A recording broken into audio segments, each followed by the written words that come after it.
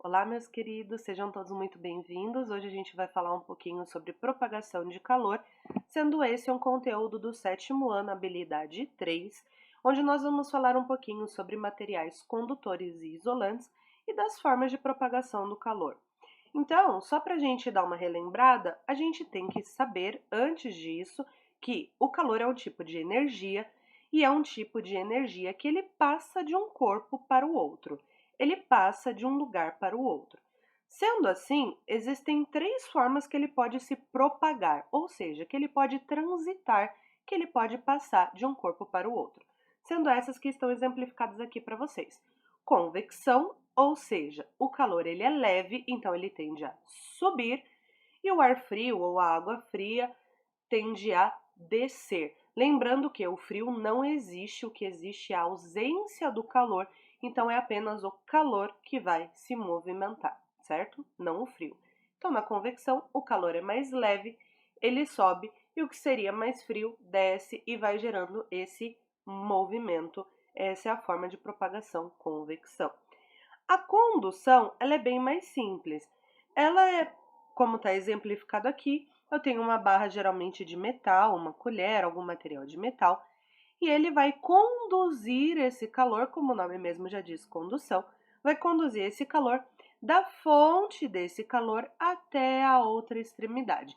Então, ele vai esquentando, vai movimentando as partículas, esse movimento vai passando de uma para outra, e assim esse calor vai subindo ao longo aí desse meu material metálico. E a irradiação em que? Eu não preciso, por exemplo, encostar no sol para saber que ele é quente. Por quê? O calor dele consegue chegar até aqui, mesmo passando pelo vácuo, passando pelo ar da atmosfera, a gente consegue sentir o calor do sol por irradiação, por exemplo. Agora que a gente já viu, né, as formas que o calor consegue passar de um corpo para o outro, a gente vai entender que existem materiais isolantes e materiais condutores. Ou seja, quando eu tenho um material condutor, significa que é fácil o calor passar por ele. E quando eu tenho um material isolante, significa que o calor não consegue passar tão fácil assim por ele. Por exemplo, uma panela, ela é feita de metal em que o calor passa fácil por ela, porque a intenção é justamente eu esquentar o meu alimento. Então, o calor ele precisa transitar de uma forma fácil para esse alimento, por isso eu uso materiais metálicos, um material condutor. Quando eu preciso mexer esse alimento, se eu tenho só uma colher de metal, muito provavelmente ela vai esquentar, vai ter até a possibilidade de queimar a minha mão. Então, eu vou usar uma luva como um isolante térmico. Eu vou pôr essa luva térmica para poder segurar um material metálico, seja uma travessa, seja uma panela, seja uma colher de metal, justamente para não queimar a minha mão, para evitar que esse calor passe para a minha mão. A mesma coisa a madeira, ela também vai funcionar como um isolante. O calor ele não vai conseguir passar direito por esse material, então vai ser mais fácil de eu manusear sem correr o risco de queimar a minha mão. Aqui do lado a gente tem algumas listas de materiais condutores e isolantes, sendo principalmente condutores os metais, então muitos metais, a maioria dos metais eles conduzem bem o calor, e o isolante, a gente tem, por exemplo, o isopor, a lã, por isso que no frio, quando está frio, a gente põe blusas ali de algodão, de lã, justamente para evitar que o calor do nosso corpo se perca, vá embora ali para a atmosfera. Vamos ver na prática dois exemplos, um de condutor e um de isolante.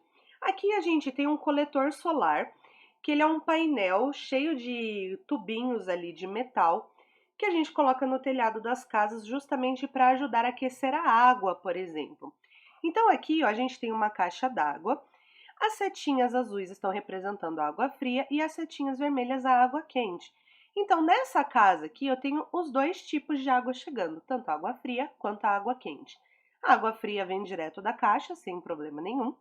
Já a água quente, ó, ela sai aqui fria da caixa d'água, ela passa por uma parte de um reservatório e aqui nesse coletor solar existem vários canos de metal que estão pegando esse calor do sol pela irradiação, como a gente viu, e está esquentando essa água pela condução. Então a água vai passando aqui por esses caninhos e ela vai esquentando. Ela sai quente daqui, vai para esse reservatório numa outra parte e ela volta quente aqui direto para minha água, então direto para minha casa, perdão. Por isso que a gente diz que o coletor solar ele é um condutor, ele leva esse calor na água, né, pela água quente, do painel do coletor até a minha casa. E a gente também tem aqui um exemplo de isolante, que seria uma garrafa térmica. Então dá uma olhada, além da tampa, né, que eu tenho para separar o interior do exterior, eu tenho paredes espelhadas que impedem que esse calor saia dali de dentro, né? Então esse calor ele fica sendo refletido ali, como se fosse um espelhinho mesmo. E eu tenho duas paredinhas, ó, aquela parede de fora e a parede de dentro tem um espaço ali, um vácuo entre elas, ou seja, tem um espaço vazio ali no meio, justamente para impedir que esse calor transite por essas paredes e eu perca esse calor. É lógico que dali um tempo, né, se você deixar vários dias, você vai perceber que o conteúdo lá dentro ou esquentou ou esfriou, né, dependendo se você pôs algo quente ou gelado, você vai perceber que esse conteúdo acabou esfriando, porém ele vai demorar muito mais, justamente por conta dessa dificuldade que o calor vai ter de transitar entre um ambiente e outro, o ambiente interno e o ambiente externo. Por isso a garrafa térmica é tido como um exemplo de isolante. Então é isso, pessoal, eu espero que tenha ajudado vocês. É rapidinho, mas qualquer coisa eu estou à disposição. Muito obrigada pela atenção de vocês e até a próxima.